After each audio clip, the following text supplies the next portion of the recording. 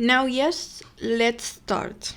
In today's episode, I'm not going to be talking about art itself, but the idea is to be able to think about the International Women's Day beyond the March the 8th itself, to be able to reflect and think about the current panorama. Let's start from the beginning. When I searched for information, several dates and events appeared, which are considered as a way of commemoration of the day.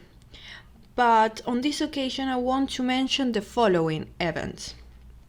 The first one occurred in New York at the end of the 19th century, after the Industrial Revolution, a period which was marked by economic and productivity transformation, but which also it was characterized by the exploitation of the working sector, but much more in the women's workers, whose salaries were much lower than those of men.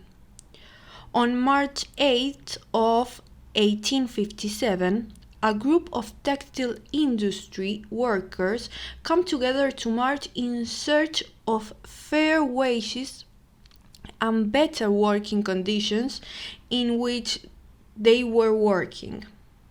Although this march was brutally ended by police officers, this was one of the first antecedents in the fight for the gender equality.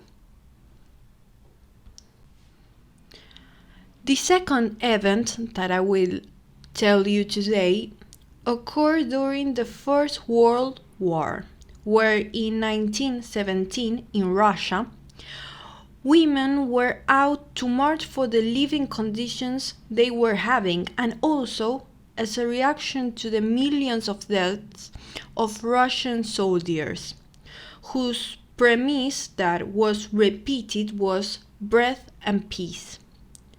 This same march continued for several days, and given the lack of answers or the lack of effective measures, this march began to grow in such a way that instead the February Revolution began, whose main consequence was the abdication of the Tsar Nicholas II. In this case, the success of Russian woman was consecrated shortly after. The provisional government that was formed after the withdrawal of the Tsar recognized the right to vote. It is worth to mention that there is a specific event that is remembered every March 8. The massacre that occurred on March 25 of 1911. That day, more than 100 textile workers, mostly immigrants of Italian origins, lost their lives in the factory where they used to work, at Triangle Shirtwaist in New York. These 123 female workers, who among them were minors, lost their lives.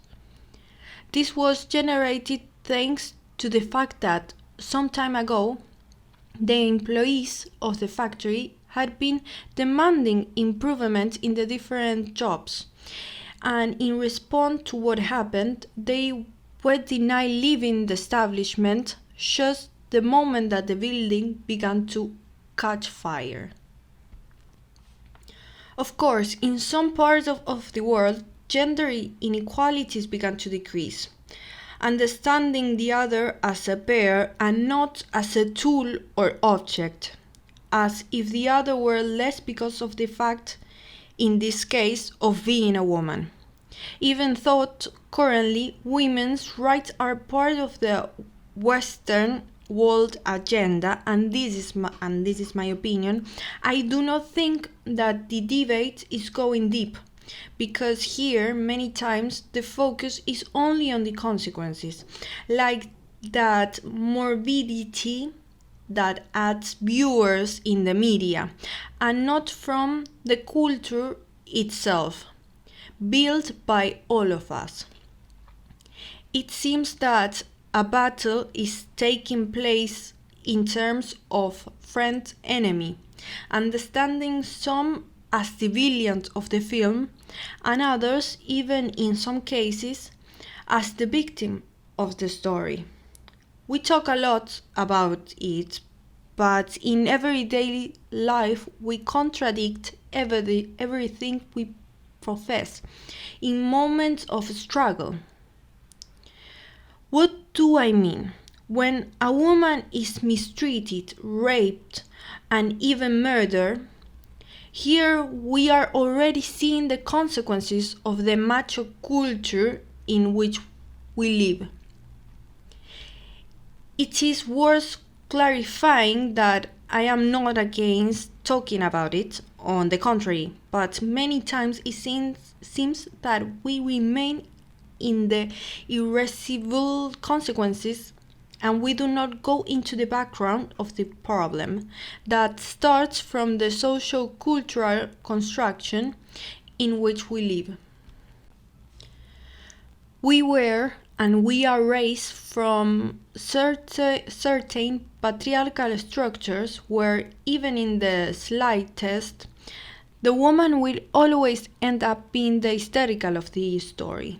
No matter what she says or what she plans, no matter if it's true or a lie what she says, there is going to be a minimization in the first instance of what she says because it is already part of an unequal premise mentally structured by all of us as a part of an education that we carry since we are little, where it is the woman who, despite the trajectory that she may have on a work or on a place, to enter to the highest position, even from a meritocratic question, is still very difficult, where it is women who are the most affected within the inequalities based on the fact that at present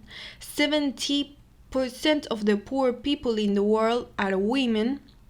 That is to say that although it is women who carry out 66% of the work in the world and produce the 50% of the food, receive only a 10% of the incomes and only owns 1% of the property.